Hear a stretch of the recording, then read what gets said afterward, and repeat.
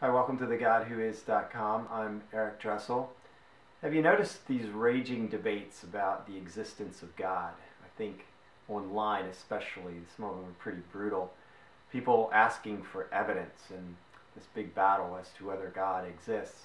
In the Bible, the first four words in Genesis 1:1 are, "In the beginning, God."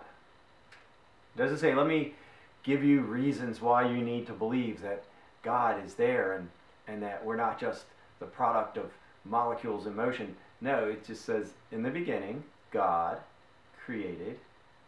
So what the Bible seems to be saying then is that the primary issue isn't some intellectual roadblock that compels me to reject believing in the Creator God. But the issue is more of a moral issue. You see, at the core of human rebellion was this desire to be totally autonomous from God. We'll do things our way, thank you, and then we flipped him the bird.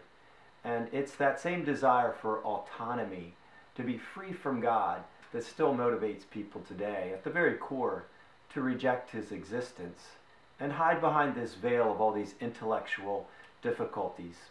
In his book Ends and Means, famous Darwinist Aldous Huxley was very candid about his reasons for not wanting to consider the possibility that God could exist. He said it like this: "I had a motive for not wanting the world to have meaning, consequently assumed that it had none. For myself, the philosophy of meaninglessness was essentially an instrument of liberation, sexual and political liberation."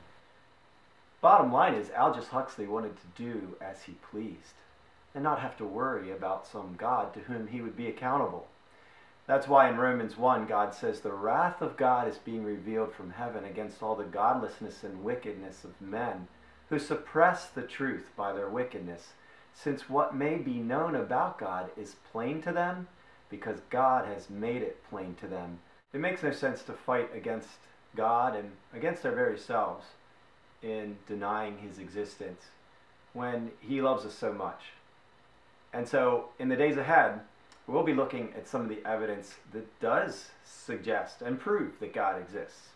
The next little video will be on the cosmological argument. Sounds impressive, but it's not that complicated. But it's very strong. So we'll take a look at that and hope you will check it out. Thanks again for watching thegodwhois.com.